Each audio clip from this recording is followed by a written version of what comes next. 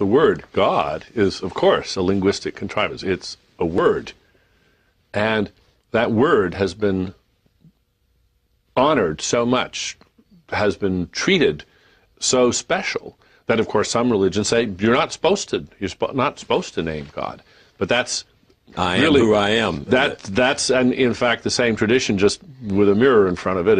It's still a sort of creating a fetish around the word, and as you know, today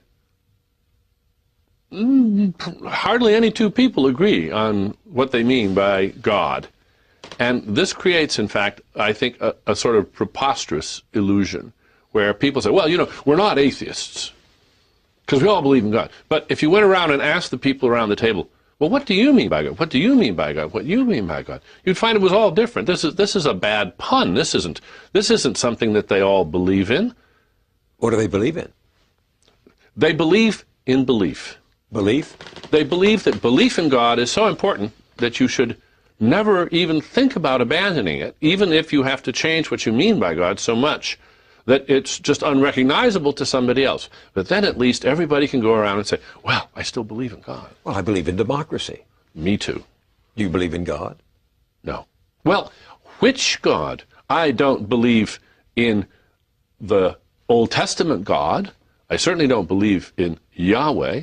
I don't believe in the God that created all creatures great and small. We have no need for a creator God to explain the evolution of the biosphere.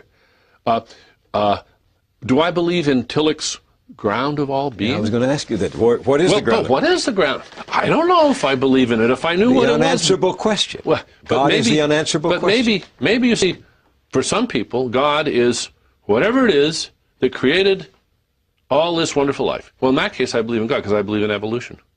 And that is what created all of this. Do we have a ground of our being? Sure. We inhabit a spectacularly wonderful physical universe. It has evolved over billions of years, and life has evolved on this planet for billions of years. And here we are. And it is so wonderful to be alive, to have the privilege of being part of this amazing scene. And it would be nice to be able to say thank you to somebody. I feel gratitude, but there's nobody to thank, so the best I can do is resolve to make the planet a little better for the next person. In one of your earlier books, you in fact said the world is sacred. Yeah. What did you mean by that? All? Just what I just said. I mean, this is something worth devoting yourself to. This is something worth devoting your life to.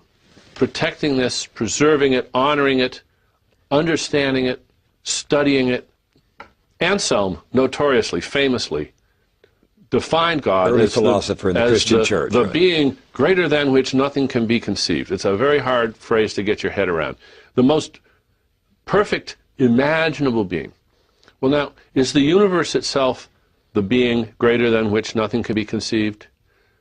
Well, it's greater than I can conceive. It's greater than any one person, scientist or cosmologist or philosopher can conceive. If that's what God is, then I believe in it, and I believe that it outstrips my understanding. But you said a moment ago that you wanted to express gratitude. You want to say thanks in response for this marvelous universe. Yeah.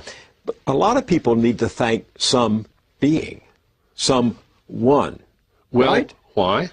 I said, don't they? Well, do they? Why? I think they do, but why? Well, that's what I ask you. You wrote the book, Breaking the Spell. Well, I think actually the answer to that is quite clear. An instinct that we share with mammals in general is when something that we don't understand happens, when something startling or surprising or worrisome happens, the most natural thing in the world, it's really instinctual, is to go, who's there? Who's there? And what do you want? Not what's that, but who's there? Why? Because sometimes there's somebody there, and that somebody might want you. So when you're startled, looking for an agent, looking for a being that has beliefs and desires, looking for a being that's conscious, is a very good strategy, even if you have a lot of false alarms. So your dog does it. The snow falls off the roof and lands with a thud outside the window, and your dog jumps up and growls, looks around. That's the very same instinct in the dog that we have. The difference is that in us, it doesn't stop with just looking around and then going back to sleep. It echoes and echoes and echoes. And so we begin to populate our world with imaginary, invisible agents. Their who is there. And that initial population explosion of, that's not religion, that's just superstition. That's goblins and leprechauns and elves and things like that. But they are the ancestors in idea space of the few gods, and then eventually the monotheistic God that gets the name God with a capital G. So you're saying religion evolved? Yeah, absolutely. Is that what you mean when you say the subtitle of Breaking the Spell is religion as a natural phenomenon? Of course. Of course religion evolved. The religion of today is very different from the religion of 2,000 years ago. It's as different or more than the music of today is different from the music of 2,000 years ago. Music is a natural phenomenon. It didn't always exist. It's existed for thousands of years. It's evolved all along. That's cultural evolution. Language is a natural phenomenon. Didn't always exist. It came into existence. It's evolved. It's still evolving. Music, language, religion, it's another natural phenomenon. Didn't always exist. It's, as phenomena go, it's quite a young phenomenon. It's younger than, organized religion is younger than agriculture, which is only about 10,000 years old. Language is older than religion. Music is probably older than religion. So then are you saying that people believe because they've been programmed to believe? Programmed?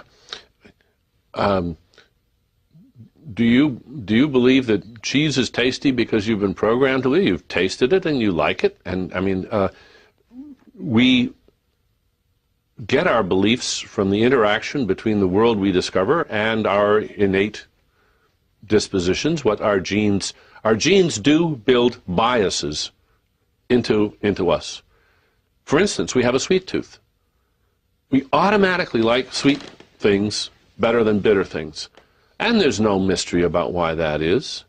There's a deep biological reason why we have a craving for sweet things. As we have a craving for God? Indeed. In fact,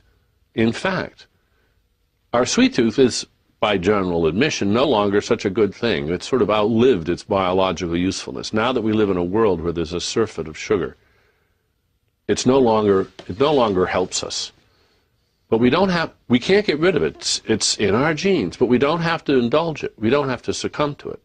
Some people do, but we don't have to. We've learned how to work around our sweet tooth.